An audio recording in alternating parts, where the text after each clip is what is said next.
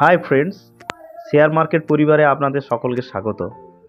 যেসব কোম্পানিগুলো তাদের Q3 রেজাল্ট পাবলিশ করতে যাচ্ছে, সেই কোম্পানিগুলো ডেট অনুযায়ী আমি নামগুলো বলছি। 13 তারিখ HCN technology, Himadri speciality chemical, Angel One, Anand Rathi wealth, Delta crop.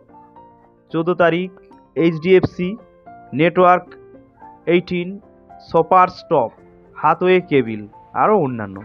15 তারিখে HDFC life, L&T technology services, Bank of Maharashtra, Ceat, আরও অন্যান্য।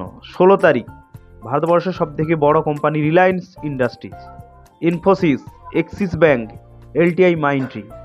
খুব বড় বড় কোম্পানির Q3 রেজাল্ট আছে 16 তারিখ।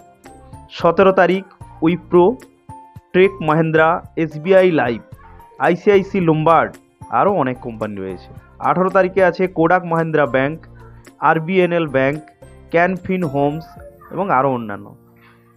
এই সব কোম্পানিগুলো তাদের Q3 রেজাল্ট পাবলিশ করতে যাচ্ছে। বন্ধুরা, এই তথ্যটা আপনাদের সামনে আমি তুলে ধরলাম। ধন্যবাদ।